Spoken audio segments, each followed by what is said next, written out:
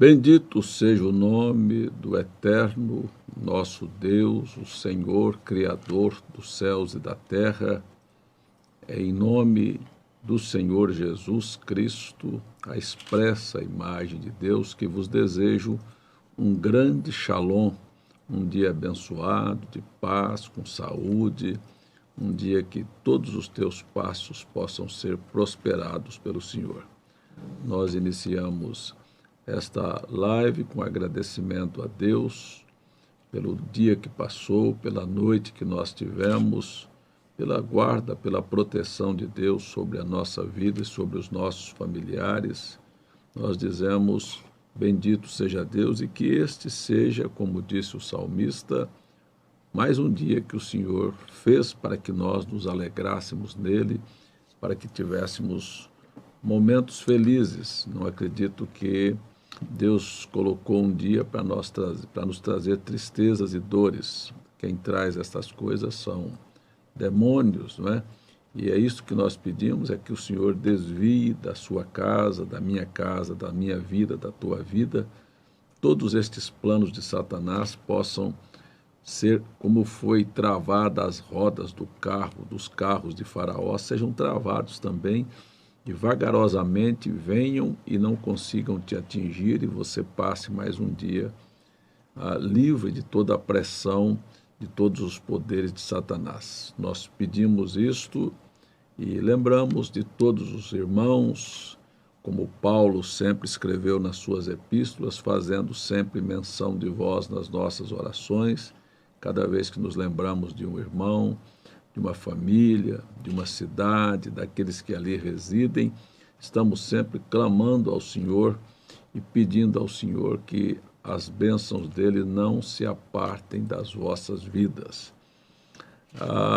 Agora há pouco estava vendo aqui, também tenho grande estima e admiração pelo pastor Rudimar, sua família, irmã Suília, seus filhos, lembrando de todos vocês aí do sertão, os irmãos que estão conectados nesta hora aí da cidade de Souza, de Catolé do Rocha, de todo o sertão da Paraíba. Deus abençoe cada um de vocês, debaixo da sombra do ministério do pastor Rudimar Farias, homem de Deus, homem de vida íntegra, homem simples e que tem colocado a sua vida ao serviço do Evangelho.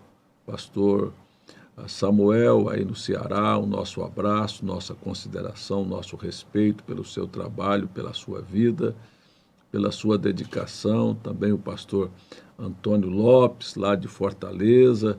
Todos vocês são muito queridos. Lembramos dos nossos amigos, pastores do Sul, do Sudeste, de todos. Nós não teríamos tempo para citar cada região. Nos condoemos, fiquei muito triste essa madrugada mesmo, parei um pouco para pensar aí sobre o que é perder um querido para uma doença como esta, tão inesperada.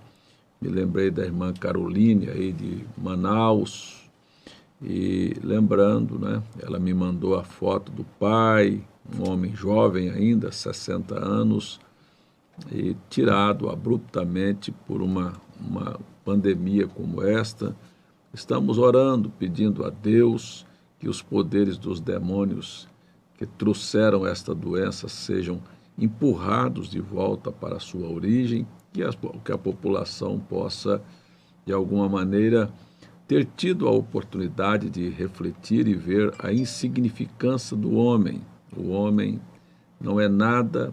Nós sabemos que Deus é o Todo-Poderoso e que nós não somos nada. Até me lembrei para contar aqui a história de um homem que estava desafiando Deus, dizendo que Deus não existia, que Deus não era de nada, e que se Deus fosse alguma coisa que aparecesse para lutar com ele.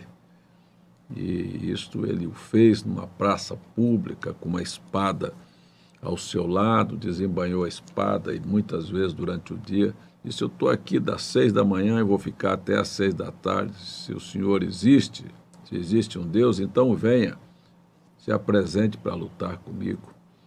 E não apareceu. Deus não tem que aceitar esses desafios, esses desaforos. E ele, no final da tarde, estufou o peito e aí mesmo ele ufanou. Aí ele disse, tá vendo? Disse para vocês que não existe nada, isso é tudo besteira, Deus não existe coisa nenhuma, tá aqui, ó, vou embora para casa agora porque esse covarde não apareceu e porque ele não existe e tal. E fez um alarde todo. Quando voltava para casa, inesperadamente um mosquitinho veio e bateu nos seus olhos. E aquilo, ele foi se livrar do mosquito, e aquele mosquito picou o olho, criou uma infecção enorme. No outro dia estava no hospital e aqui no hospital ele faleceu. Isso para você entender o que é o homem. Um mosquito o venceu. Deus não precisa fazer muita coisa, só com um vírus parou o mundo. Então, há muitos problemas nas nossas vidas que nós começamos a fazer conjecturas, pensamentos, ideias, como resolver, como sair, como solucionar aquilo. Se nós tivéssemos fé e confiança e dobrar os nossos joelhos e entregar na mão de Deus, Deus faz da maneira mais simples do mundo todas as coisas caírem nos seus devidos lugares. É que nós gostamos de coisas que acho que para nós é fantasiosa, sabe? Ah, Deus tinha que fazer assim, se ele fizesse assim, abrisse essa porta, mandasse esse emprego, resolver. Calma, Deus encaminha as coisas, uma coisa atrás da outra, simplesmente pequenos pontos e as coisas vão se encaixando na nossa existência. Eu gostei da frase usada pelo atual ministro da Justiça do Brasil, que substituiu este que saiu. Ele contou, irmão Dier, que ele veio de uma família pobre do interior de São Paulo, na cidade mais pobre da beira do Ribeiro, a Ribeira, né? É uma região de São Paulo.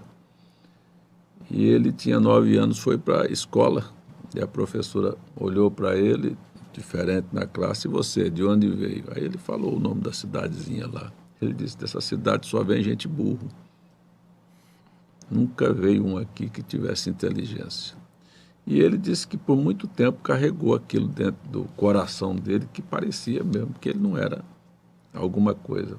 Como os grandes gênios do mundo, Einstein mesmo foi tido assim também, como uma pessoa desligada, que não era muito inteligente. Até tem uma carta que uma professora mandou para a mãe dele, dizendo que aquele menino não ia ser nada na vida. Sentia muito. Então, esse ministro falou que quando ele passou por todas as fases da vida, se formou, foi para uma universidade de Salamanca, até veja aí, Janete, onde é que fica a Universidade de Salamanca, que país é? Eu sei que é uma das maiores universidades do mundo e tem 800 anos de existência. E ele disse que... Na Espanha, né? Pois é. Aí ele disse que no último ano que ele estava se formando, e sentado, se formando não, se doutorando, estava fazendo um curso de doutorado lá. Aí ele disse que se assentou com o professor, e o professor olhou para ele e disse, quando você terminar o curso, o que você vai fazer? Ele disse, olha, eu achei interessante isso. Ele disse, eu já pensei em escrever algumas coisas, mas vi que eu sou um péssimo escritor. Eu entendi que Deus é o grande escritor da história da nossa vida. E Ele é um grande poeta e um grande escritor. Eu vou deixar que Ele escreva a poesia da minha vida. Pois é uma poesia. O Dier vai ser papai. Qual é uma poesia? Poesia. Uma poesia. E aí o Dier cuidou tão bem do filho. Sabe, Deus escreve assim. Deus escreveu. Você viu lá, você lembra lá da frase do seu casamento com a sua esposa, que não pode esquecer nunca, meu bebê, vou te tratar como meu bebê. Verdade. Então é uma poesia, é uma declaração de vida. Não é? Se as pessoas aprendessem isto, são poesias que vão sendo escritas na história da nossa vida. Então, eu às vezes brinco com a minha mulher.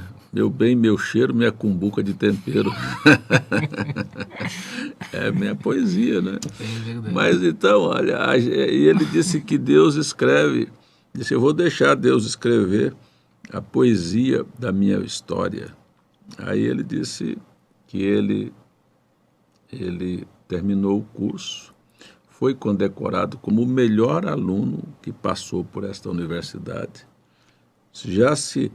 Porque é assim, já ficou na universidade como professor da universidade e hoje foi advogado da União, né?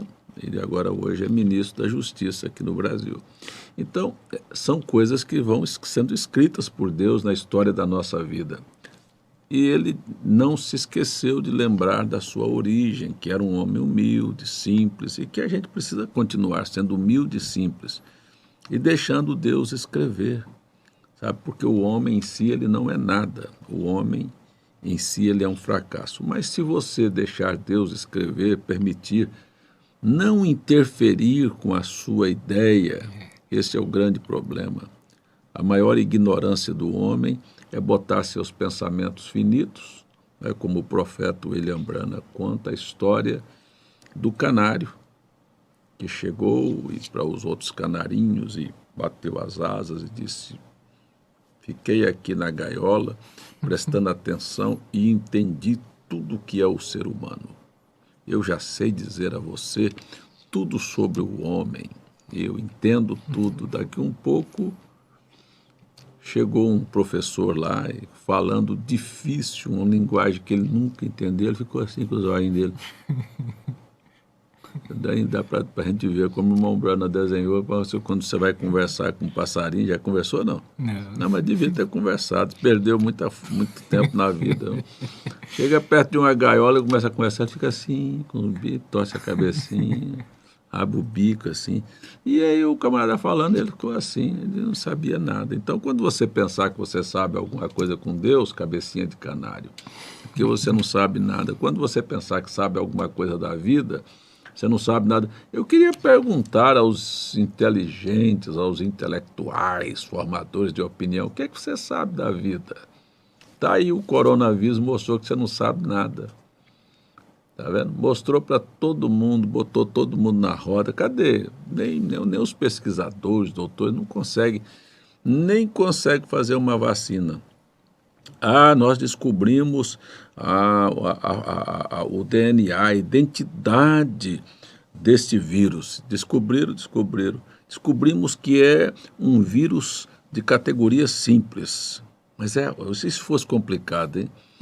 O simples ele tem uma facilidade de mudar. Então, cada hora muda. Aí eles fazem uma vacina aqui, ali já está em outra, já apareceu de outra maneira. Então, tem sido um baile nisso aí. Então, a gente entende isto, que o homem não é nada e que nós não sabemos nada da vida, não sabemos o minuto que segue, não sabemos o amanhã, não sabemos nada do que vai acontecer. E a melhor coisa que o homem faria era entregar sua vida ao Senhor e confiar nele, porque ele fará todas as coisas. Então, ele escreve a nossa história, vai escrevendo a cada dia, como você citou outro dia aqui, o Salmo 139, né? Cada dia ia se desenrolando diante de mim as coisas que estavam escritas no seu livro, Salmo 139, né? É a sabedoria, sabe? É o entendimento, é o reconhecimento da fragilidade humana e o conhecimento de que Deus está no controle de todas as coisas, e se nós entregássemos os nossos problemas para Deus, ele resolveria do jeito dele, no tempo dele, sem nenhuma agitação, sem nenhuma briga, porque tem muita gente que pensa que espernear vai chamar Deus a atenção. Tem gente que precisa. Não, mas pastor, eu choro muito, chorar não resolve o problema.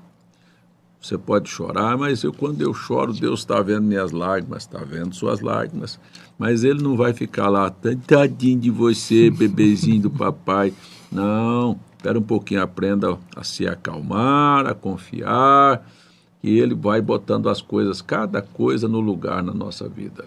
Deus é bom para nós. É assim ou não é? É verdade, é verdade. Shalom a todos os nossos irmãos. Eu creio que nas vossas casas estão sendo animados, consolados a confiar em Deus. Como nós vimos ontem, né, na pregação de irmão Marcos, vinde a mim todos que estão cansados e eu vos darei o descanso. Deus tem um descanso para as nossas almas. O segredo é confiar.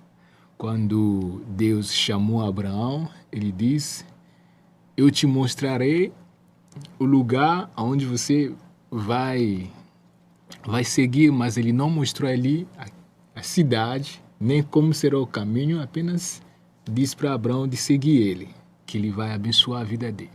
E tudo que Abraão fez, se abandonou a Deus.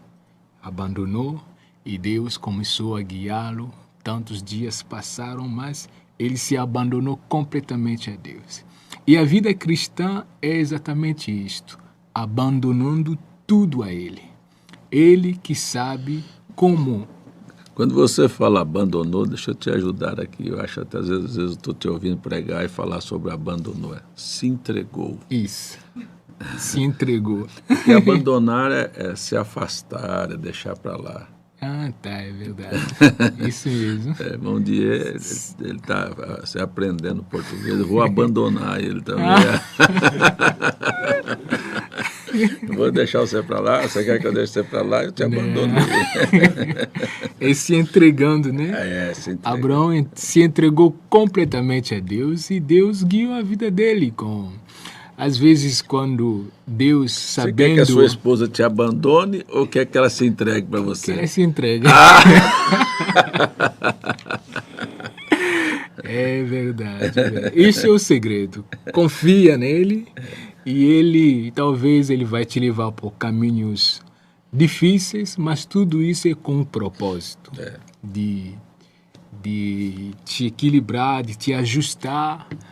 E ele nos conduz nos vales, nas montanhas, e tudo, como a Bíblia diz, contribui para o nosso bem. Se entrega a Deus, confia nele, no tempo certo ele resolve todas as coisas. Pois é, a Bíblia até diz, você deixou uma deixa para mim aí, porque a Bíblia mostra que a saída de Israel do Egito, Deus poderia ter guiado o povo de Israel pela terra dos filisteus, que era bem mais perto, bem mais fácil, mas ele estava escrevendo uma história. Então, ele estava escrevendo sua Bíblia, sua palavra, e ele o levou pelas montanhas de Seir, a peregrinar pelas montanhas de Seir, pelas terras, sabe? Passou 40 anos com eles ali, sabe? Porque Deus tinha um propósito naquilo. Primeiro, as dificuldades, elas dão a nós a oportunidade para mostrar o que nós temos dentro. Você é muito meu amigo, eu quero ver se você é meu amigo, se eu, na verdade, tivesse numa dificuldade. Porque quando você está farto, quando você tem necessidade, assim, você tem muitas coisas, você tem muitos amigos. O mundo, então, é assim, né? Dizem por aí que o homem vale o que tem. Se ele tem uma bicicleta, ele só vale aquela bicicleta. Se ele tem uma égua, ele só vale uma égua. Então, na verdade, o mundo trata assim, é pelo que você tem de posse. Você tem um carro, você tem boas roupas, você tem boa casa, mas Deus não olha a gente assim. Deus é nosso amigo, pegou a gente, foi lá no lixo, na miséria. E se você aprender que ele é seu amigo, e quando você tiver alguma coisa, não dá um coice nele, eu estou dizendo coice porque a Bíblia diz que é coice. Deus diz que Israel deu um coice nele. Né? Você entender que foi ele que te pegou lá, que ele que trouxe você, que ele que te dá vida, ele que te dá o oxigênio, ele te dá paz, ele te guia todo dia, você tratá-lo como ele merece ser tratado. Porque tem muita ingratidão no mundo e as pessoas se esquecem do verdadeiro amigo, que é aquele que estendeu a mão quando nós mais precisávamos, né? Então, até tem um hino que diz: quando Jesus estendeu sua mão para mim, eu era cego, pobre, perdido, pecador, né? E a gente não pode esquecer disso e deixar que o nosso dia a dia também escreva a nossa história de amor por ele, né? Não é só ele escrever a nossa história. Que tal ele escrever a nossa história? Eu dei a mão para o César deu um coice em mim. Que poesia triste, né? que escrito triste, né? Olha, eu dei a mão para o Diego se Tem que tornou corresponder, ingrato, né? né? Ele fez tanto e a Mas que gente tem tal a que... gente olhar, né?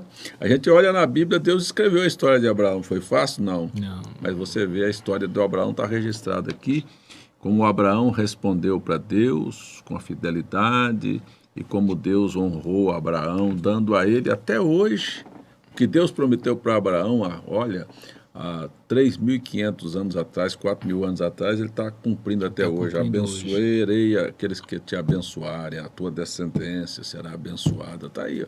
Israel se ressurge como uma potência mundial. Agora, quando as pessoas dão coice nele, ele diz, não, ele simplesmente diz, você não me abandonou? Então, agora, abandonou. Ou abandonar agora. Você me abandonou, fica aí agora. Cuida aí da sua situação agora. Então, essas coisas são assim na vida, né? Abraão passou 25 anos, né? Com certeza ele poderia, quando Deus prometeu a ele aquele filho prometido, ele talvez estava esperando naquele ano ou no próximo ano, no ano seguinte, mas não foi bem assim. E ele teve que esperar por 25 anos. E tudo estava no plano de Deus. Vê só, Abraão estava vivendo só a vida dele, esperando a promessa, às vezes pensando, mas até quando? E lá no livro de Gênesis 16, ele até disse, mas será meu... Estou esquecendo o nome dele, que ele disse, será este Eliezer, o mordomo que terá toda a minha riqueza? Ele está vivendo a vida dele como um homem, mas, portanto, a vida dele era uma profecia para toda a humanidade, para todos nós. Eu acho que Deus foi, assim, de alguma maneira, como é que eu diria, autêntico com Abraão. Ele disse que estava escrevendo uma poesia diferente, né? Por exemplo, Abraão, você vai ter um filho. Deus falou para você que você ia ter filho? Não. Não falou, né? Pois é, falou para o Abraão, 75 anos você vai ter um filho. O Abraão ficou na expectativa, pensando que era no outro dia, né?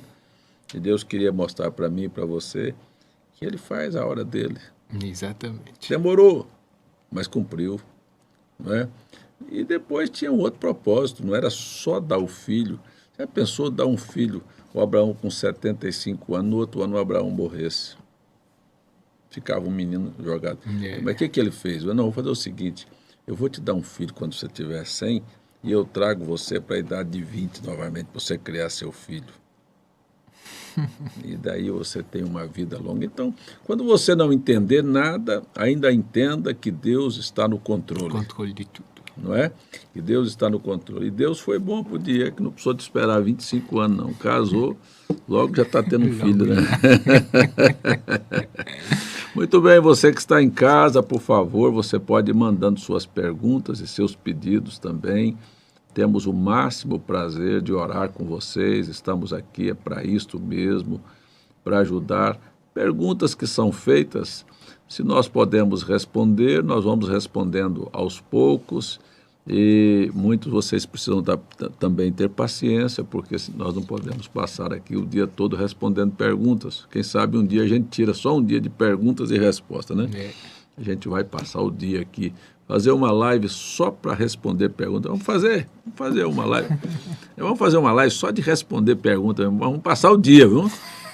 Não adianta chorar, não, aqui. Depois, não, pastor, eu estou com o dedo doendo aqui de tanto digitar. Mas assim mesmo, né?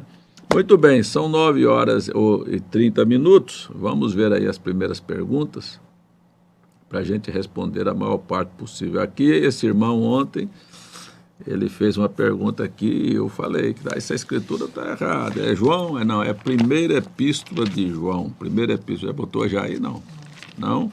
Deixa eu pegar aqui mesmo, para deixar que eu pegue aqui no telefone. Primeira epístola de João, que é mais rápido. Olha, tem até o irmão Gilvan que está aqui, já mandou um WhatsApp para mim aqui hoje. O que é? Primeira epístola de João, deixa eu abrir aqui, agora estou abrindo. Primeira epístola de João, capítulo 5, verso 16 e 17, é isso? 16. Muito bem. Se alguém vir pecar seu irmão, pecado que não é para a morte, orará e Deus lhe dará vida. Aqueles que não pecarem para a morte. Há pecado para a morte, por esse não digo que ore. Pecado para a morte são blasfêmias contra o Espírito Santo.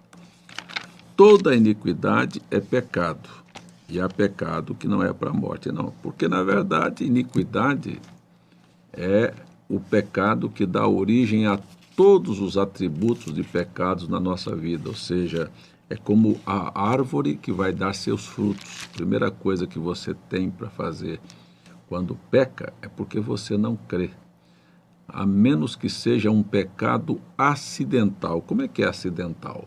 É esses que nós devemos orar. Acidental são pessoas que praticam coisas sem querer.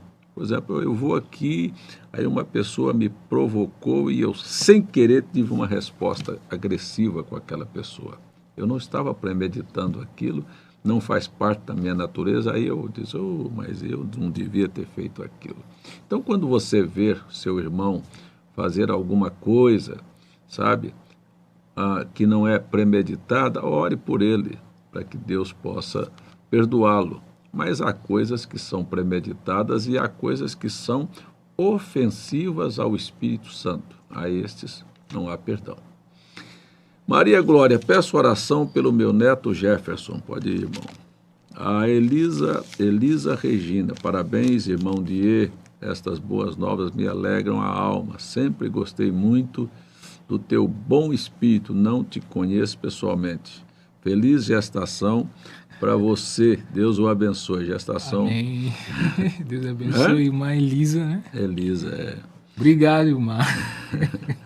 Bom dia, pastor César. Deus abençoe o senhor e o irmão Die. Minha pergunta essa era é a mais curta de todas? Se for falta menos 5 anos para acabar. Pois é, irmã. E se Deus quiser acrescentar um pouquinho mais a ela? Eu queria que fosse hoje, que terminasse hoje, que a gente nem saísse dessa pandemia. Que você queria voltar hoje, lá por foto ainda? De jeito nenhum, né? Se acabasse hoje era bom demais, né? Hein? Até o Rian, outro dia eu brinquei com o Rian, e disse, Rian já casou, ele disse, Deus me livre. Ele nem casar queria ir embora. Lá não se casa mais, o é aqui. Então, assim, irmão, quem é que está perguntando se é um irmão ou uma irmã, não colocou o nome, né? Mas é assim, olha, na verdade, tudo que se fala em cronologia, em dias, meses e anos, é bastante complicado. Por quê? Porque, a princípio, nós temos, Deus estabelece, manda Noé entrar na arca e depois ele ainda manda ficar mais 7 dias lá dentro. E se Deus quer acrescentar? Jesus já disse que ele vai chegar atrasado, não diz quantos minutos, ele disse, e tardando o noivo. Veja, então, que ele está dizendo que vai atrasar. E atrasar porque a noiva não está pronta. Então, pode ser que termine com muito menos de 5 anos e pode ser que se estenda. Sabe o que a senhora deve fazer? É o que o profeta William Branham disse, eu estou esperando ele hoje, então fique pronta hoje. É assim que devemos ser. José Barnabé, bom dia, pastor César, peço oração pelo meu irmão mais novo, que está no vício da bebida. Vamos colocar diante de Deus. Pastor César, bom dia para você e toda a família Fé Perfeita. Nos conte como o senhor conheceu a mensagem. Irmão Cacá. Eu conheci a mensagem, eu tinha há cerca de 15 anos de idade. Eu congregava em Goiânia, lá no Tabernáculo da Fé, e foi lá que eu conheci a mensagem. E conheci também lá o missionário Martins, tive a oportunidade de conhecê-lo, viajar, assistir cultos com ele fora de Goiânia, que foi quem trouxe a mensagem para o Brasil. E me mudei, isso foi em 1971, me mudei de Goiânia em 1981, 10 anos depois, e desde então começamos esse trabalho aqui no Nordeste. Em 1998, me afastei do companheirismo de Goiânia por razões que, para a minha fé e para conhecendo a Bíblia e Deus e a mensagem, achei que não condizia mais com o que a mensagem ensinava, afastei. Eles têm todas as pessoas que se afastam daquele companheirismo como sendo ismo, e na verdade não havia nada e não há nenhuma prova disto. Quer dizer, a minha razão de me afastar foi por causa de pecado na liderança da igreja, e não concordei, não concordo até hoje. Foi assim que eu conheci e é por isso que eu saí. Helenice Alves, a paz do Senhor, nos ajude em oração por uma irmã que está no CTI. Estamos orando, irmã Helenice. Ronaldo Borges, Pastor César, como ter um descanso em Deus e ter paciência? Acho que é uma das coisas mais difíceis para o cristão. Sabe, irmão Ronaldo Borges, está faltando problema na sua vida. Está faltando muito problema na vida dos crentes, porque a Bíblia diz, a Bíblia é verdade, né? Leia para nós aí, irmão de Romanos capítulo 5. Romanos capítulo 5.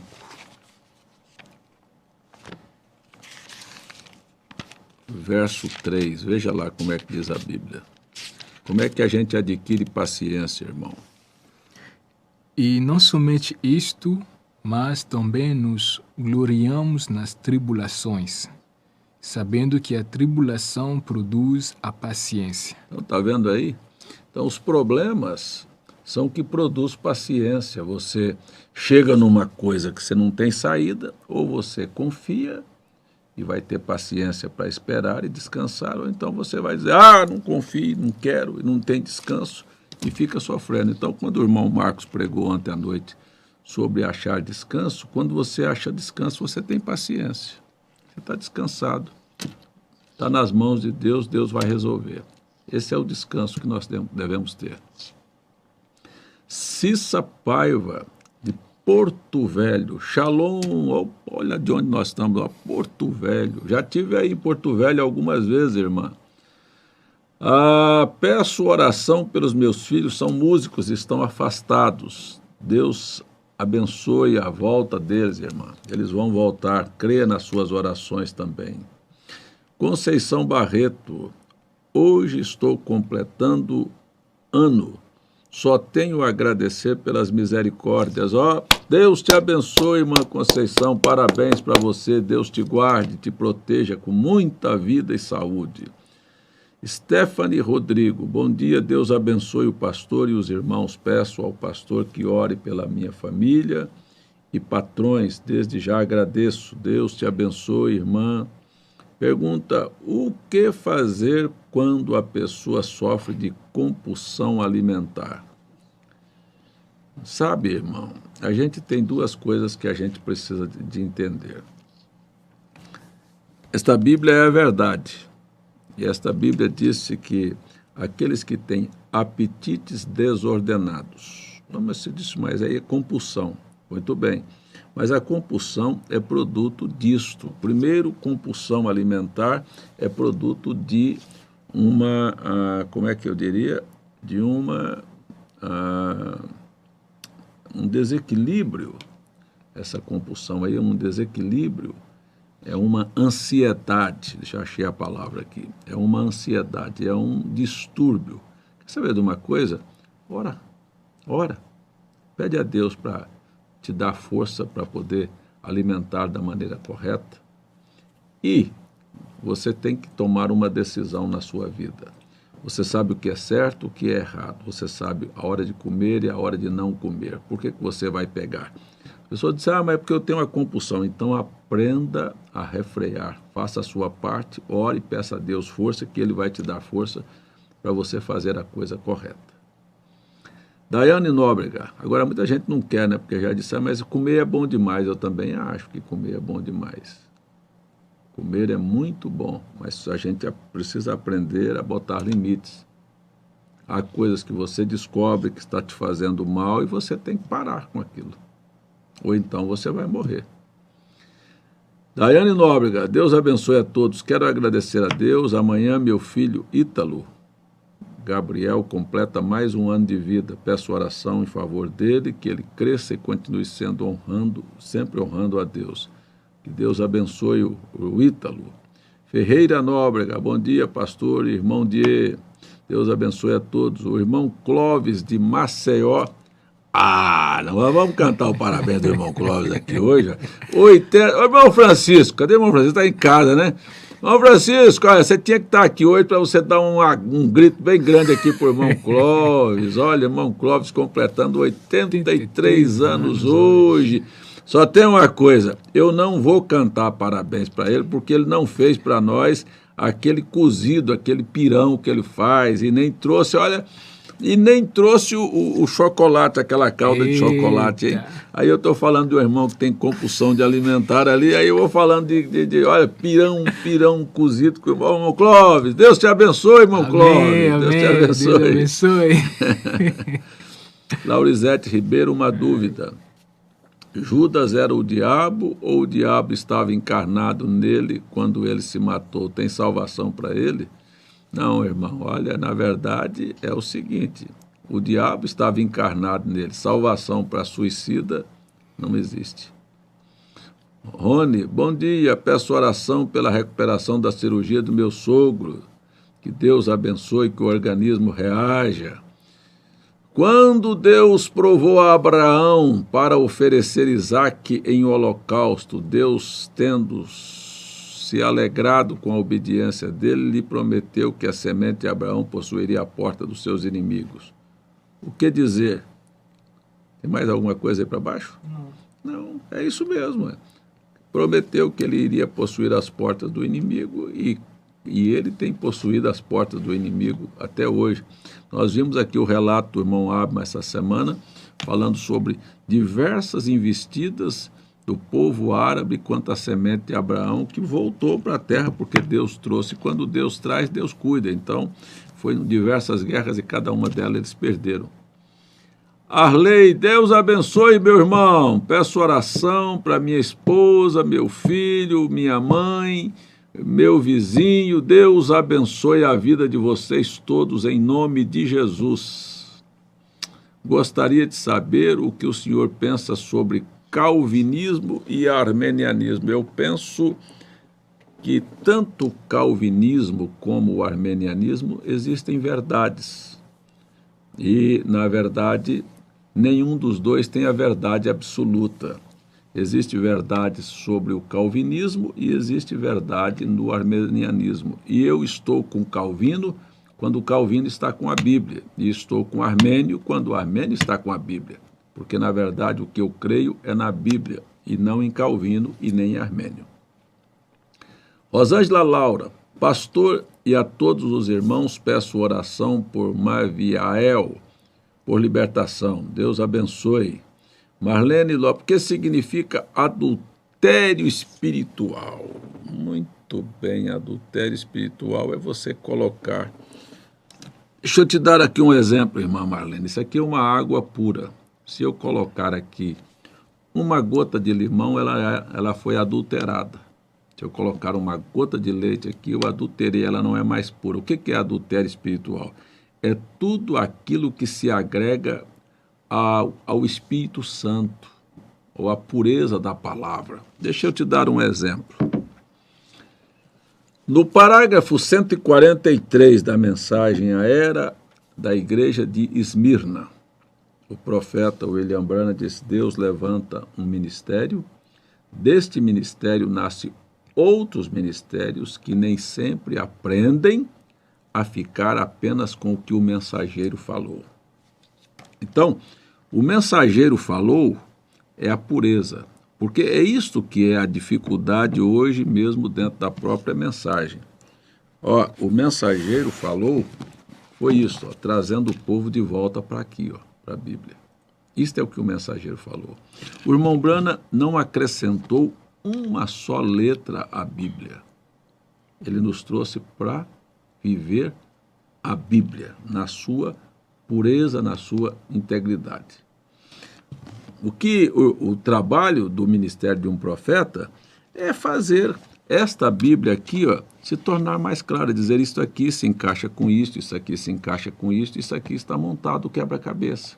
Este era o ministério de um profeta. Ele chama isto, no primeiro selo, disse o ministério do sétimo anjo, não é um ministério especial, ele apenas junta os cabos soltos, ou seja, tudo que os apóstolos, os profetas falaram que estavam desconectados, ele vai simplesmente colocar no lugar, mas não pode, não deve acrescentar. As pessoas pensaram, mas com essa espiritualidade que você tem, você poderia escrever outra Bíblia, dizer seria falso. Então, isto é uma coisa que precisa estar na nossa mente. Então, falar o que o mensageiro falou é falar o que a Bíblia diz. Agora, eu estou vendo, por exemplo,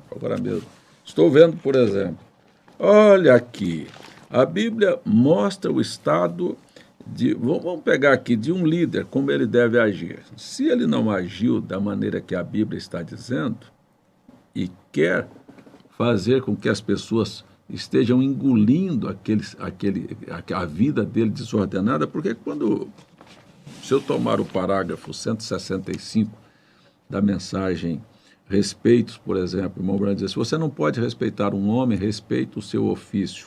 Está falando lá de pastor. Então, porque Deus colocou aquele homem para ser seu pastor. Preste bem atenção. Um verdadeiro pastor, a gente tem que separar verdadeiro de falso. Verdadeiro é aquele que vive e tem um exemplo para deixar para o rebanho. E falso, não, mas o profeta diz lá que o presidente dos Estados Unidos, se ele falhar, falhar é uma coisa, pecar voluntariamente, conhecendo é outra, muito diferente. Então a gente precisa de ficar com o que a Bíblia ensina. Pecado é pecado e tem o caminho para acertar. As pessoas não querem. Então, disse o profeta William Branham, na sequência do 143 que eu estava respondendo. Ele disse,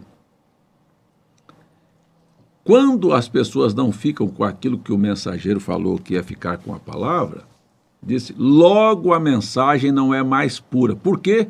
Porque colocou um pensamento lá dentro. Começa a falar uma coisa que não é mais do que o que a palavra ensinou, já é um pensamento humano, então é uma doutrina humana, e isto é adulterar espiritualmente, é transgredir aquilo que está originalmente puro. Isto é adultério.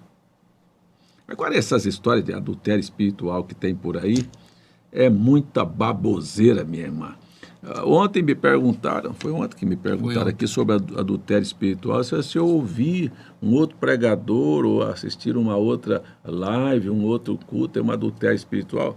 Olha o tamanho da ignorância de um pastor que ensina uma bobagem desta.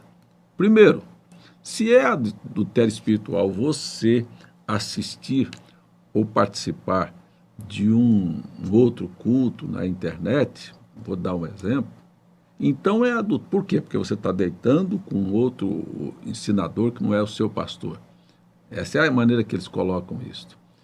E quando o seu pastor leva outros homens para pregar na igreja dele, não é adultério também, não? Quer dizer, só é adultério se for na internet? Não, isso é bobagem, isso é ignorância pura. Isto é uma coisa que não tem nexo. Isso, agora, escuta aqui. Quando você ouve qualquer coisa que não bate com a Bíblia, caia fora, porque aí sim é um adultério. Aquele demônio está querendo levar você para um adultério espiritual, que é ficar fora da palavra. É assim que é a Bíblia. Maura Ruas, Deus continue abençoando você. Peço oração para Deus abrir os olhos dos meus filhos, moro em Betim. Não perco um dia. Deus abençoe você, minha irmã. Erli Oliveira. Pastor, a Bíblia registra a descendência de Golias. Olha, a descendência dos gigantes começa lá no capítulo 6 do livro de Gênesis. São os descendentes de Caim. É assim que começa a descendência de todos os gigantes. Elizabeth Silva, Deus abençoe, peço oração pela minha família, Deus abençoe você, irmã Elizabeth, sua família. Jairo Veras, bom dia, pastor e irmão de Deus nos abençoe, gostaria que orasse pelos meus filhos, Lucas e Felipe. Deus abençoe. Quando um homem é ordenado com imposição de mão a exercer o ofício na igreja por anos, então ele abandona esse ofício, é certo? Depende do ofício. Porque, por exemplo, diácono não é ofício. Diaconato, ele é um cargo o irmão Brana disse que a cada ano ele é revisto se aquela pessoa quer ou não quer continuar naquele cargo. Agora, ofício na igreja seria o quê? Seriam os ministros, aquele que está ministrando a palavra de Deus, o pastor, não é? Esse é um ofício da igreja. A gente considera os diáconos, os auxiliares como ofícios da igreja porque estão oficiando, trabalhando ali. Mas todos e quaisquer cargos na igreja são eletivos por um ano. Sueli Fonseca, bom dia, pastor. Deus abençoe a todos. Oração a meu favor. Vamos orando, irmã. Silva Castro, como é que é? Chayara Castro, né? Fale sobre a exortação em 1 Coríntios, capítulo... Timóteo. 1 Timóteo, capítulo 1, verso 4. 1 Timóteo, capítulo 1, verso 4. Nem se dê as fábulas ou as genealogias intermináveis, que mais produzem questões do que edificação de Deus, e que consiste na fé, assim... Como é que é? 1 Timóteo? Isso. 1,4. Botei aqui, 1,4. É isso mesmo. É? Não é o que ela está perguntando ali sobre a exortação, que nem se dê as fábulas. O verso 3, como te roguei quando parti para a Macedônia que ficasse em Éfeso, para que advertisses alguns que não ensine outra doutrina. Nem se dê as fábulas ou as genealogias intermináveis, que mais produzem questões que edificação de Deus, que consiste na fé, assim o faço agora. Ele está querendo saber o que significa isso. Não, está falando lá sobre exortação. Fale sobre a exortação. Fale sobre a exortação em primeiro... Bom, o Paulo está exortando aqui a Timóteo para que tenha um prumo, continue ensinando a doutrina que ele tinha ensinado, e que Timóteo, como era seu auxiliar, seu filho na fé, não parasse para discussões, não é? E principalmente aqueles que querem buscar genealogias. Você viu agora mesmo aqui, tinham perguntando sobre a genealogia do Golias, né? a descendência. Então, a gente tem que buscar assim, busca assim, está lá na Bíblia, começou lá, e vem continuando. E essas genealogias, você diz, eu sou de tal e tal linhagem, querendo... Por que uma pessoa quer discutir genealogia? Eu não sei por quê, não é? Mas aqui é isso. Então, esse tipo de assunto não produz edificação. Muita gente quer saber quem foi a mulher de Caim. Qual é a edificação que eu tenho em saber quem foi a mulher de Caim? É só curiosidades. Então, a gente tem até por aí as curiosidades da Bíblia, não é? Mas isso não edifica nada, simplesmente gera conhecimento. Rosângela Barros, pastor, peço oração pela minha família. Joel Silva, o Salmo 138, no verso 1, diz, eu te louvarei, Senhor, Deus de todo meu coração, na presença dos deuses, a ti cantarei louvores. Primeira coisa, irmão, quem seriam esses deuses? A Bíblia considera deuses homens. Jesus disse, está escrito na vossa lei, vós sois deuses, porque o homem foi feito um Deus menor do que o Deus eterno, o Espírito, infinito, invisível. Então, aqueles a quem a palavra de Deus é dirigida são chamados de deuses. E você pode ver isso aí no Salmo 68, parece, não é? Veja aí, Salmo 68, é Salmo... Deixa eu ver aqui. Deixa eu olhar aqui para dar essa citação para o irmão aí.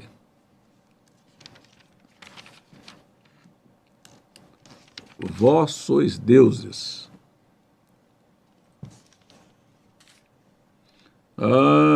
Salmo 82, irmão Dias. Salmos 82, verso 6.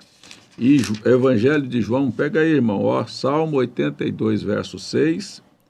e Salmos, e São João, o Evangelho de João, capítulo 10, verso 34. Veja aí. 82, verso 6. Eu disse, vós sois deuses. Deus está dizendo, eu disse, vós sois deuses, e todos vós filhos do Altíssimo. Por quê? Porque filho de gato, gatinho, filho de Deus, é Deus. Então são deuses. E João, capítulo 10, verso 34, Evangelho de João, Jesus disse, não está escrito na vossa lei, eu vos disse, vós sois Deus, aí, ó. Então é assim, porque pela presença dos deuses, é isso, irmão, viu? Diante dos homens, nós exaltamos a Deus, porque Ele é o Deus verdadeiro. Ronaldo Ramos, bom dia, meu pastor, me explique Gênesis 9, 22 e 23. Gênesis 9, 22 e 23. Vamos achar aqui.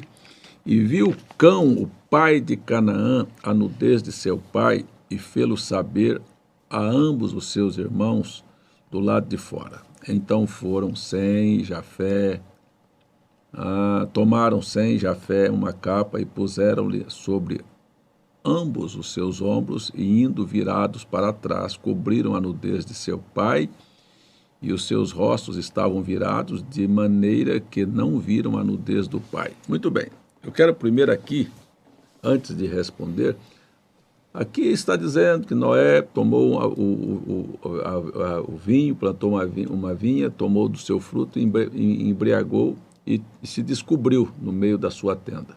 Ficou nu. Era, obviamente, estava escrito lá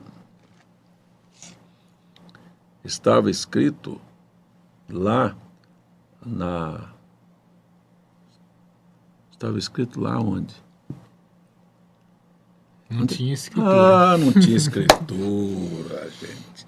Você lembra que eu preguei anteontem à noite? Foi. Lembra que eu preguei anteontem à noite? Não tinha escritura dizendo, não adulterarás. José disse, eu não vou pecar contra Deus adulterando. Mas não existia escritura. Não existia escritura que um filho não podia subir, deitar com a mulher, uma madrasta dele. Não existia escritura que não podia matar. Mas todas estas coisas já estavam colocadas por Deus dentro do ser humano. Olha, não existia escritura nenhuma. Moisés vai falar disso depois. Mais tarde, Moisés vai escrever lá nas leis, dizendo que um filho não olhasse a nudez do pai, era uma coisa abominável, ver a nudez da mãe, o sogro da nora e da nora do sogro. Então, isso é uma série de coisas que vem depois. Mas antes, aqui no caso de Noé, não existia escritura. Aqui é mais um desses assuntos, ó. Mas existia aqui dentro, porque o que fez Jafé e Sem virar as costas e cobrir a nudez do pai? Agora existe um pregador que se intitulou no Brasil como mestre, que ensinou que essa escritura aí era a nudez do pai, é que o cão viu a nudez da mulher de Noé, que já tinha casado com outra, que não era mãe dele, como o caso de Rubem. É tão cego que aqui você veja que o versículo seguinte derruba a tese primeira. Então diz aqui, ó, que eles viraram de maneira que não visse a nudez do seu pai, e o verso anterior diz que ele tinha tirado a roupa. De forma que não se tratava da mulher de Noé, se tratava do próprio Noé, que este ensinamento é um ensinamento que não tem sustentação nenhuma na Bíblia, mas ainda tem seguidores, estes falsos mestres. É assim. Ai. Tainara Queiroz, Deus abençoe a todos. Gostaria de saber a experiência do irmão Die sobre ele, como ele conheceu o Evangelho. Pronto, é com você. Minha vez. Como é que foi a sua experiência que conheceu o Evangelho? Bom, eu acho que eu tinha também 16 anos também, e eu era já evangélico, assim, nasci numa família cristã, minha mãe sempre me levou na igreja, e eu cantava no grupo de amigos do bairro, e um deles era irmão da mensagem. Aí um dia, durante o ensaio, ele diz para nós que eu sei que vocês vão na igreja, Mas se você não crê que Deus enviou uma mensagem, todos vocês serão perdidos. Não foi duro, hein? Foi duro. Aí começamos a discutir, a brigar. Isso é falso, é. Mas isso ficou comigo, sabe? Ficou comigo e lá no Congo tinha um pastor que tinha um canal aberto. E de vez em quando eu parava para assistir o pastor da mensagem, ele pregava, eu ficava, mas o que ele está pregando é tão... Estou me sentindo que... Estou me identificando com isso. Aí o tempo passou, até que um dia eu estava em casa, querendo ir na minha igreja, tomando banho, até que eu senti algo sobrenatural que me fez com que eu dissesse assim, eu vou visitar aquela igreja hoje. De nada, assim, tomei uma decisão de um dia para o outro, depois daquela experiência lá, eu fui naquela igreja e tinha um pregador lá pregando sobre o rei rejeitado. Então aquela mensagem me impactou e desde então nunca mais voltei nas denominações. Eu tinha 16 anos, 17 anos. E você não pergunte a idade do irmão de eu hoje não, que ele já tem quase 50. Essa cara de novo assim, mas é só a cara. Velho. E foi assim que eu estou na mensagem até hoje e muito feliz, muito animado e estamos no caminho. Pastor, de acordo com a Bíblia e a mensagem, existem líderes de diáconos e qual é a função deste líder? É certo um diácono ordenado ordenar seu posto de dever por não concordar com esta liderança, abandonar seu posto de dever por não concordar com esta liderança? Olha, eu acho que todos os ofícios da igreja devem, segundo a mensagem do próprio irmão Branham, né, devem trabalhar em unidade. Onde não há união, Deus não está naquilo. Agora, por que esse diácono está abandonando seu posto e por que este líder não agrada a ele? Esta é uma coisa que eles deveriam se reunir, os diáconos, e conversar entre si e chegar a um ponto de acordo. Senão, a coisa não vai bem em algum lugar. Até na mensagem chamada Uma Libertação Total, o irmão Branham fala muito sobre este assunto, viu? Aconselhando a todos se reunirem, até de maneira separada, diácono separado de administrador, administrador separado da liderança de canto, porque uma coisa não tem a ver com a outra. E acaba um dando palpite. O maior dos problemas da igreja são palpiteiros, pessoas que vivem por dar palpite, que estão discordando por causa da ideia dele. Mas é assim a vida. Eleonai Teixeira, pastor, peço oração pelo meu sobrinho. Ele está rebeldinho, tem 12 anos. Vamos orar, mas às vezes precisa de posição dos pais também, né? Posição, não é espancamento, é posição, é limites. Muitos crescem muito mimados e quando chegam nessa idade ficam insuportáveis. Clarice Marques, não estou dizendo que esse seja o caso, estou dizendo que muitos.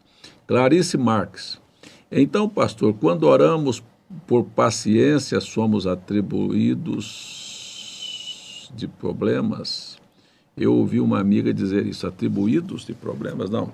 Olha, eu estou dizendo que você orar por paciência deve ser assim, a paciência produz a tribulação, os problemas acabam fazendo você lutar e você encontrar que não tem solução, e a solução estava no você ter descansado isso na mão de Deus, sabe? E colocado isso na mão de Deus, como diz o irmão Dia, agora fica certo essa colocação, viu? Você abandonar aquele problema lá com Deus, eu não quero nem saber disso mais, eu não dou conta de resolver, aí você abandonou isso lá.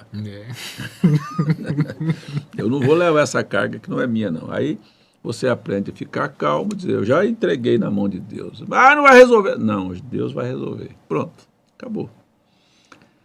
Irmão Natanael Camurça, me diga aí uma coisa boa. Diga aí, porque você me dizendo uma coisa boa, o irmão Fernando Montes, aí da sua terra, do Quixadá, a terra da galinha choca, da terra do calor aí das pedras, não é? Aí do Ceará nosso.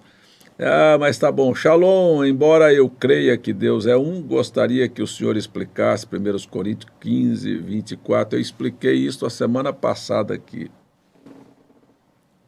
Vou explicar novamente. Irmão Natanael Camurça, Deus é espírito. Deus não podia salvar o homem na forma de espírito, porque o pecado original foi sangue. Se foi sangue, só sangue poderia pagar a dívida. Por isso, o Velho Testamento está cheio de todos os requerimentos, dizendo que sem derramamento de sangue não haveria remissão de pecado. Sendo Deus espírito, não tem carne, não tem ossos, não tem sangue. Daí tem-se a necessidade de se formar um corpo. Para quê?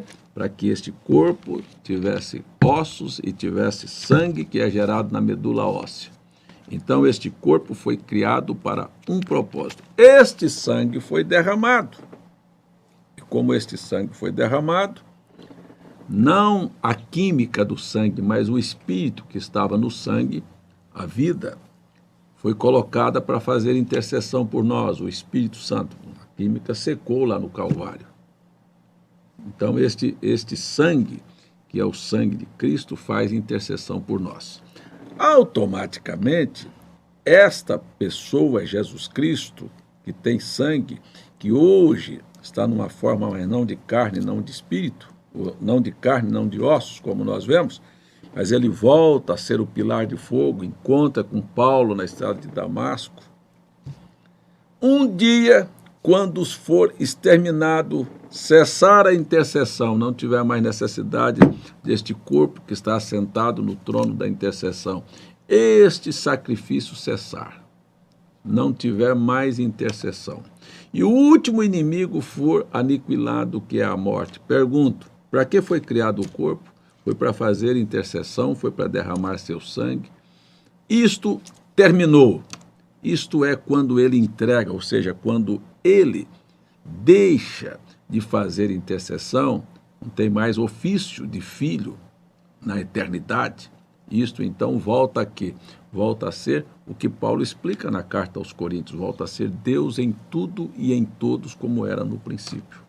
É por isso que existe esta explicação, esta colocação de Paulo aí. Eu aqui espero que tenha aberto a sua mente. Shalom a todos, pastor César. Os árabes e os israelitas são da mesma mãe e pai? Não, os árabes são filhos de Agar e o pai é Abraão. Os israelitas vêm de Sara e o pai é Abraão. Só o pai que é o mesmo, a mãe não. Deus também tem um plano de salvação aos islâmicos, pois a Ismael foi dada a promessa de 12 príncipes. A promessa foi dada a Ismael não no tocante à bênção, mas à terra e à vida material. São duas coisas bem distintas. A bênção segue ao primogênito, que não é Ismael, não fica com Ismael, e a primogenitura fica com Isaac, como também a bênção vai para Isaac e a posteridade de Abraão em Isaac. Rosângela Laura, por que em Gênesis fala de répteis e almas viventes, e de almas viventes? Gênesis 1, 20, 21. Cadê?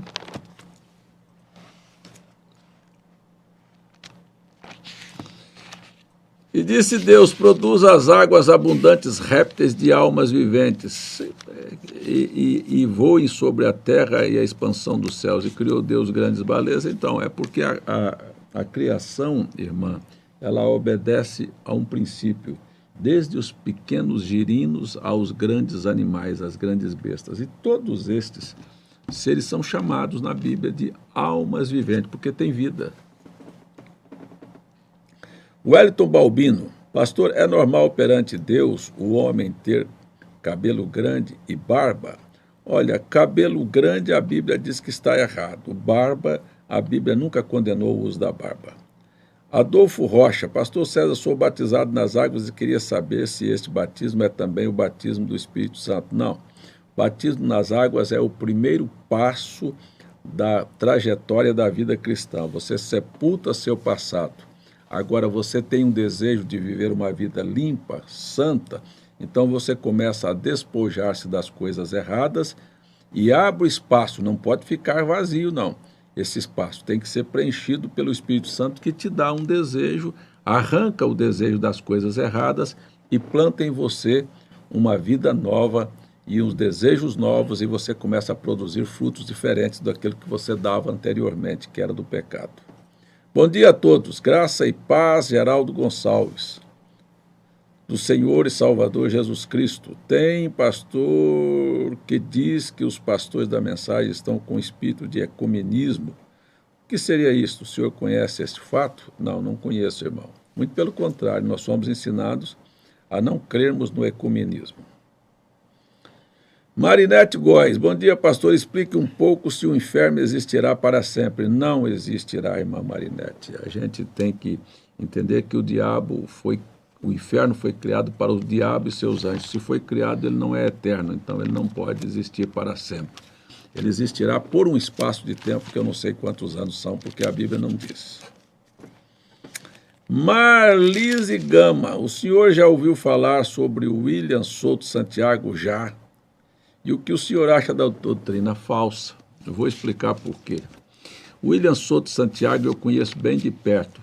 Veja só, eu fui casado a primeira vez, fiquei viúvo, até uma senhora perguntou, o senhor foi casado, o senhor era viúvo ou foi divorciado? Não, para ficar bem claro. Fui casado a primeira vez, fiquei viúvo. Minha primeira esposa tem um primo irmão que é casado com a irmã da mulher de William Souto Santiago. Com a irmã. Então, a mulher do William Souto Santiago era cunhado deste primo da minha esposa. E o William Souto Santiago veio à minha terra, que é Goiás, diversas vezes. Até morou lá um período de tempo da vida dele. Este homem é assim, é um adúltero, começa por aí, um presunçoso, porque ele chamou sobre si que ele era, não sei mais o que é agora, porque acabou, acho que essa doutrina já deve estar do lixo para baixo, um punhado de lugar, que ele era Elias e Moisés, que ia morrer em Jerusalém. Não foi isso que aconteceu. Primeiro era adúltero, viu? Cada vez que vinha em Goiânia, vinha com uma mulher diferente, depois largou a mulher dele. Olha, uma coisa, um homem desse devia ter ficado na cadeia há muito tempo. Mas beberrão. Então ele fez tudo o que o anjo disse para o William Branham não fazer. Não fume, não beba e não prostitua. Ele era um beberrão e um adúltero, viu? E aí tem até um anjo do Brasil também, que é adúltero também. E aí diz que é anjo, mas faz exatamente o contrário que o anjo disse para o irmão Branham não fazer. Aí tem umas coisas que a gente não consegue entender. Valesca Soares, pastor, Deus fala, vós sois deuses. Quais os privilégios que os filhos de Deus têm quando são considerados como Deus? Só de você ter acesso à presença de Deus já é um privilégio muito grande. Estes deuses, que são aqueles a quem a palavra de Deus é enviada a eles, foram a estes que a palavra veio. Presta bem atenção, irmã Valesca, a palavra. E Deus se fez carne, a palavra se fez carne. Fazer o quê? Veio buscar e salvar os que se haviam perdido. Esses filhos estavam caídos e Deus veio levantá-los novamente. Não é um grande privilégio Deus vir atrás de mim e de você? E de nos dar acesso à sua presença? E de sabermos que vamos ter um corpo transformado semelhante ao dele e que vamos morar ao lado dele por toda a eternidade. Esses são privilégios muito grandes que Deus deu a estes deuses. Anderson Souza, pastor Shalom, se o ser humano veio da mistura de Gênesis 6, como entender quando a Bíblia diz que todos viemos de um só sangue, não uma mistura de Adão com a serpente? É simples, irmão. Vamos voltar aqui. Eu nunca disse que todos os seres humanos vieram da mistura de Gênesis 6. Preste bem atenção. Todos viemos de Adão, de um só sangue. Começa aqui, ó. Veja, de onde veio Eva? De Adão. segundo, então, ó. O primeiro foi Adão. Todos vieram aqui, ó. A Eva veio de Adão. Esta é carne da minha carne e osso dos meus ossos. Sangue é gerado na medula óssea. Então, a Eva já é a extensão de Adão. Agora, a partir da extensão, veio a semente de Caim e veio Abel. Aí já tem duas linhagens diferentes aqui. Essas duas linhagens caminham separadas até Gênesis capítulo 6. Os que vieram de Adão, filhos de Deus. Os que vieram do cruzamento com a serpente, filhos dos homens. Em Gênesis 6, misturou. Vendo os filhos de Deus, que as filhas dos homens eram formosas, misturou. Tomaram para si mulheres. Aí, com a mistura, veio o crescimento da aberração humana, o pecado. Deus, então, vai destruir. Mas só que dentro dessa destruição, passou dentro da arca a semente cruzada já manifestada num filho no neto de Noé, que é Cã, ou Canaã. Então, dá-se seguimento a esta semente. E nós viemos do produto deste cruzamento, e quando Jesus chegou na terra, o Salvador, a primeira doutrina que Jesus pregou foi: necessário é nascer de novo. E o novo nascimento é ser gerado novamente como Adão foi. Como é que o Adão foi gerado? Pela palavra. Aqui, ó.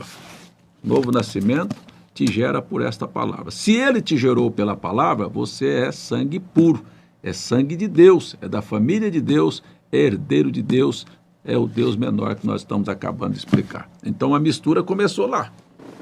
Entendeu, irmão Anderson? Bom dia, pastor César. Se um pastor só vem uma vez por mês na igreja para dar a ceia e recolher o dízimo, este mesmo pastor não dá assistência devida às ovelhas e também não sai da frente. O que fazer? Sabe o que deve fazer? Vocês se assentarem com esse pastor e dizer: obrigado, irmão, nós não estamos precisando de alguém aqui só para trazer a ceia e para levar os dízimos. Porque, na verdade, é assim: eu dou ceia para um grupo de irmãos, estou falando por mim, eu dou ceia para um grupo de irmãos lá no interior de Goiás. Eu sou pastor lá até o dia que eles quiserem. O dia que eles não quiserem, eles podem me chamar e dizer: olha, o senhor, nós não queremos mais o senhor aqui para vir dar ceia para nós. Veja, eu vou uma vez por mês e poderia ir uma vez por ano.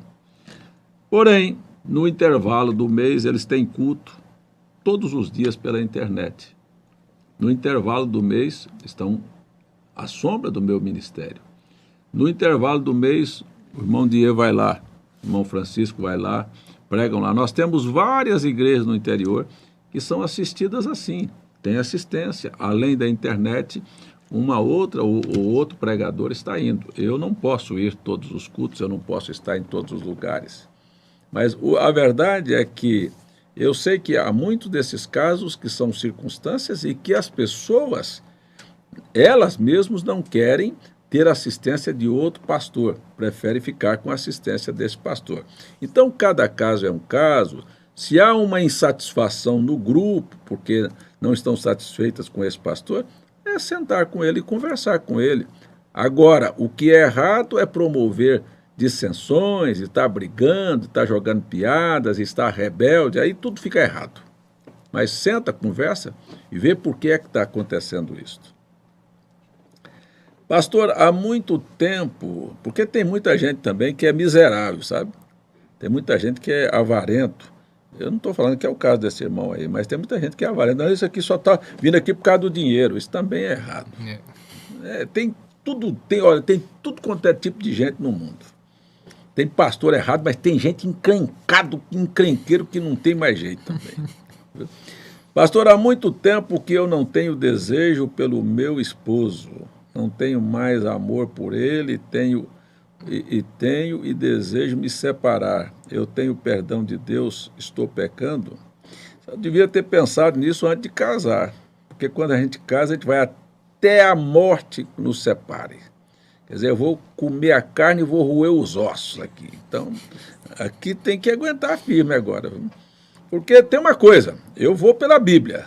Quem está me perguntando é uma senhora, está dizendo aí que não tem amor pelo marido, a senhora crê na Bíblia, né? Então eu vou ler a Bíblia para a senhora. Para não ficar nas minhas palavras, vamos ler aqui a Bíblia. Se a senhora tem na sua casa, corra aí e pega a sua Bíblia. Dá tempo ainda. 1 Coríntios, capítulo 7. Eu vou ler aqui exatamente o que a Bíblia diz a respeito dessa pergunta da senhora. Olha só, o verso é o verso 10. Olha, creia na Bíblia. Eu estou pregando é para o povo acreditar na Bíblia.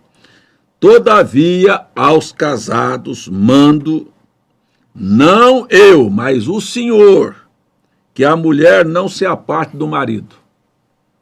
Como é que eu vou fazer para a senhora dizer para a senhora que a senhora vai se separar? Segundo, tudo bem, se a senhora dizer assim, não tenho mais, não quero mais, bom, escute bem o que vai dizer a Bíblia. Depois não diga que eu quero que Deus me perdoe. A senhora está sabendo o que está fazendo. Se, porém, se separar, que fique sem casar. A senhora não é obrigada a viver com seu marido. Mas a senhora é obrigada a viver sem casar o resto da sua vida. Mas não é sem casar e arranjar um outro encrenca por ali, não, e ficar tendo caso, não. É sem casar, sem homem para o resto da sua vida. Se a senhora quiser fazer isso, ou então que se reconcilie com o marido. É assim que é a Bíblia. 1 Coríntios, capítulo 10, verso... 1 Coríntios, capítulo 7, verso 10, irmão. Viu? Riele Mota, pastor, me explique sobre os 7 selos. Mas explicar 7 selos aqui, bem simples. Olha, o capítulo 5 do livro do Apocalipse tem um livro selado. Esse livro ninguém era digno de ler, nem de olhar para ele. E neste livro estão o nome dos redimidos, daqueles que hão de herdar a possessão eterna. Ponto. Dentro deste livro, os 7 selos, nós vamos ver que como foi o processo de Deus manter aqueles que têm os nomes escritos neste livro. Qual foi o processo? O processo foi esse. Havia um plano de Satanás que tinha certeza absoluta que ele ia enganar esses que estavam escritos lá dentro do livro. É o que Jesus disse, se possível, enganaria até os próprios escolhidos. O diabo, parece que mais ou menos assim, para ficar mais claro. Me dê uma chance para provar que esses camaradas aí eu posso enganar eles. Então Deus diz, pode sair. Então ele monta a sua estratégia. E quando ele monta a sua estratégia, que ele vai aparecer, um dos 4 animais que estão diante do trono lá, que é o leão, brada e diz, olha, tome cuidado, saiu aí um cavalo branco e tem um montado sobre ele e ele vai te conquistar. Ele saiu vitorioso para vencer. Então, foi avisado que ele viria de uma forma enganosa. E Jesus, em São Mateus 24:5, diz, tome cuidado para ninguém te enganar. Então ele veio vestido, parecendo que era Cristo, sabe, num cavalo branco, dizendo, eu sou da paz, eu falo sobre Deus, eu falo sobre Bíblia, eu falo sobre Evangelho, eu ofereço o mundo, eu ofereço modas, ele faz tudo, qualquer coisa que você quiser, mas ele quer te enganar, sabe? Então, a primeira coisa do primeiro selo foi esta. Então, mas houve um aviso, cuidado para não ser enganado. O leão disse, ele saiu aí nesse cavalo. Então, quando ele não consegue te conquistar oferecendo, como ele ofereceu para Eva, uma emoção, uma sensação, uma mudança, sabe? Ou não te engana com uma doutrina, aí ele muda de estratégia, ele muda de cavalo e vem montado num cavalo vermelho, mas também há um aviso. Olha, agora ele veio num cavalo vermelho, ele tem uma espada e ele quer te matar. Então, foi quando ele usou a força, perseguição, sabe assim? Muitas mulheres, irmãos, mas eu me tornei cristão e a luta aumentou, e meu marido danou, olha, no emprego foi isso, foi pressão de todo lado. E lá atrás, morte mesmo física. Então, ele muda novamente a estratégia, ele monta um cavalo branco, um cavalo preto, e agora ele tem uma balança mercadejando. Ele tem uma balança mercadejando, então ele vai vender.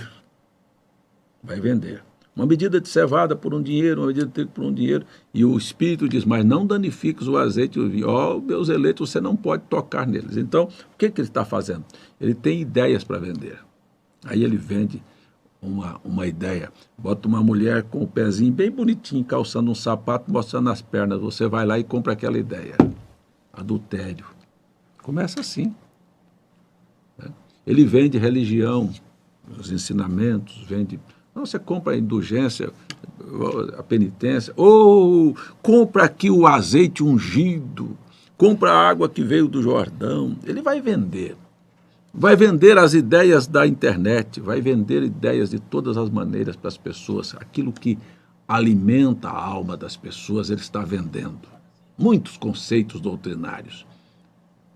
Mas há um grupo que não é enganado com essas coisas, não cai nem pela pressão, nem por outros enganos, e por fim, então ele sai do cavalo amarelo, o cavalo preto, e monta outro que aí então ele é identificado como todas estas estratégias sendo a morte. Há muitas maneiras que a morte vem a você, e você pode olhar que quem na verdade segue seus ensinamentos, são pálidos, como a morte é pálida. Por isso ele está montado neste cavalo chamado morte. Mas a todos esses que escaparam existe uma promessa. Então, esses aí são os 4 primeiros selos. O 5º selo são as almas que foram mortas por Stalin, Hitler e Mussolini, que estão debaixo do altar. Trata-se da perseguição aos judeus. O 6º selo é um período de tribulação que haverá na terra após o arrebatamento. E o 7º selo é a vinda do Senhor. Está explicado os 7 selos para você de maneira bem simples e resumida. Chegamos agora ao final e agora a hora da oração. Passamos meia hora, viu? Você vê que a gente passou, foi para 10h30. Vamos orar por todos esses pedidos de oração. Antes de orar, eu quero lembrar que estarei pela graça de Deus, se Deus me permitir, me der vida e saúde, às 7h30, hoje no culto que nós teremos à noite. Então temos um culto de pregação, estarei no púlpito pregando, hoje à noite, às 7h30 da noite, e gostaria que você, com toda a sua família, e se você quiser compartilhar o convite para seus amigos, 7h30 da noite, vou estar no púlpito pregando sobre um tema muito interessante hoje à noite, que é aquilo que Deus colocar no meu coração para poder falar. Estou contando também com as tuas orações, como disse Paulo, oramos uns pelos outros. Eu oro pela sua saúde, pela sua família, e você ora a Deus para que Deus coloque no meu coração e nos meus lábios a resposta que você precisa para a sua alma. Vamos pedir a Deus por todos agora. Pai nosso, nós te damos graças por estes momentos que nos assentamos em torno da tua palavra, falamos, meditamos e agora precisamos do teu auxílio. Falei para as pessoas que deveríamos deixar as ansiedades. Tem uma pessoa que me perguntou sobre a questão da compulsão alimentar. Elas não resistem, estão comendo além daquilo que necessitam para viver, estão morrendo. E eu queria pedir que este espírito fosse banido da vida das pessoas. Que esta pessoa se liberte pelo poder do nome de Jesus Cristo e que venha testificar que o seu apetite foi controlado, que ela tomou consciência e que ela venceu a este espírito da morte. Quero pedir por todos os lares e famílias, desde aquele que está pedindo por quem está hospitalizado, por filhos rebeldes, por uns que estão afastados e desviados. Eu entrego a saúde de cada pessoa também nas tuas mãos. Estou pedindo a bênção do teu nome, Senhor Jesus, ela é completa. Salva, cura, liberta, transforma. E dê àqueles que estão vazios um preenchimento e livra-os do espírito da morte. Em nome de Jesus, conduza as nossas vidas em mais este dia. É assim que eu oro, é assim que eu peço a tua bênção, para a glória do teu nome, Senhor. Amém. Amém. As igrejas estão abertas hoje em Brasília, em Recife, em Campina Grande, e em João Pessoa, abertas para os irmãos que querem ir lá, fazer sua oração, deixar seus dízimos e suas ofertas. Nós agradecemos a todos os irmãos que não precisa falar e nem pedir dinheiro, sabem que nossas despesas continuam. Temos aluguéis, temos luz, temos água em todos esses lugares e temos despesas que são correntes que nós precisamos saldá-las. Agradecemos a todos aqueles que têm feito isto sem necessitar de tocar nesse assunto. Meu abraço a todos, um feliz dia, até às 7h30 da noite, às 19 horas e 30 minutos. E fica aí então por irmão dizer para você o quê? Shalom. Shalom a todos.